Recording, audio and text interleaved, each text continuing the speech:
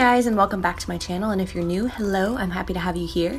So today we're here for a bit of a different video. One, here's my office space that I was telling you about in my last video, and two, I've been getting a lot of questions on my last video and then on like Twitter and Instagram and stuff about how I set up my bullet journal. So I've been loving bullet journaling lately as a way to keep my life together, so I'm going to show you how I set mine up. So I start out with the monthly page and I set things up from top to bottom numerically, so the days numerically, and then putting next to them what day of the week it is, if it's Monday, Tuesday, Wednesday, Thursday, or Friday. And then on the next page, I number it numerically again, and then I have like this, I got this idea from Rachel Oust. It's like you put little goals on the side. You'll see me write them right about now. I put a bunch of little goals on the side that I have that are either daily, weekly, or a few times weekly goals. Things like training, cardio, stretching, getting my steps in, reading, doing my prayer challenge, studying, YouTube, podcasts, all that stuff, and I color the box in once I've completed it. Then the next page is just a brainstorming / completion page for ideas that I get for YouTube, my blog, the podcast, and then any school projects that I have going on. Then the next page, I start out writing my day-to-day schedule. So I put the day of the week first, so like Monday, and then the numerical date next, and then I leave another column on the side of each page for brainstorming and writing to-do lists and all that good stuff, and I go through and do that for every day of that month. And then on the last page of that month, taking from passion planners, which I've used in the past and love, I like having a space to reflect on the month prior, things that went well, things that need improvement, all that good stuff. So I put enough space to write like a little paragraph about things that were good, things that were not so good, areas that I can get better in, and I leave that at the end of the month for my monthly reflection.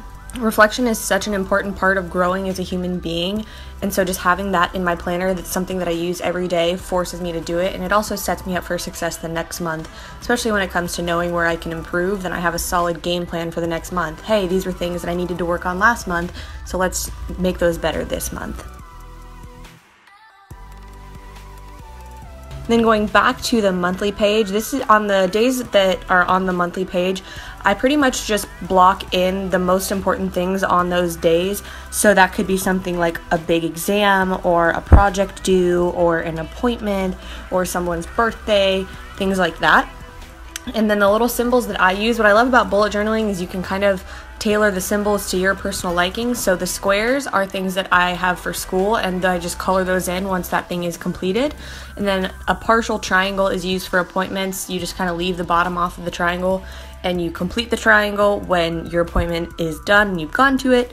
I leave an open circle for events, so things like people's birthdays, or this month I'm going to have a girls' weekend with my mom and my sister in Indianapolis. So that would be marked with, an open circle, and you just fill that circle in once it's done. And then tasks, which I don't really put on the main page, but I'll put on the daily page. Tasks are just marked with a dot, and then once that task is completed, you just put an X through it.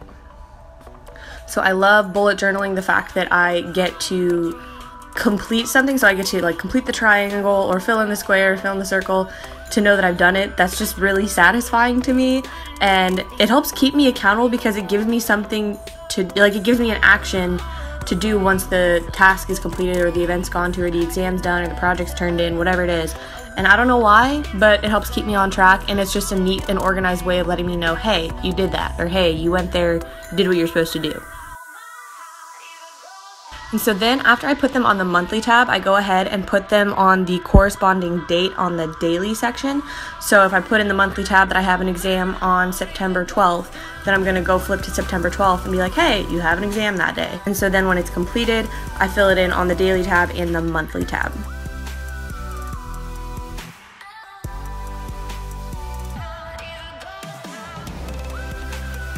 Some people have really fancy bullet journals and they're super artistic and there's lots of fancy designs in them and they're really pretty. I just like keeping mine simple and basic, and I can just scribble in it, and that's what works for me. If you want to have a super fancy one, there's people that make videos of super fancy ones, but I just have a really minimal looking one, and it's honestly been helping me so much with keeping me on task and on track with all the things that I need to get done, especially now that school has started back up. And then once I'm done filling out everything for the month, then I look at what the last page of the month is, and then I look at the first page of the month, and I just go and add that into the index. And that is my bullet journal setup. I hope you guys enjoyed this video. If you try out bullet journaling, please let me know. I've found it to be super helpful, and I absolutely love it. So I would highly recommend giving it a try if you're looking for something new as far as your organizational system and planning out your life. And for those of you who are wondering where you can get it, I know you can order them online, but I just picked this up at my local Barnes & Noble. And that's it. I hope you guys enjoyed this video. Let me know in the comments below if you did, and I will see you next time. Bye!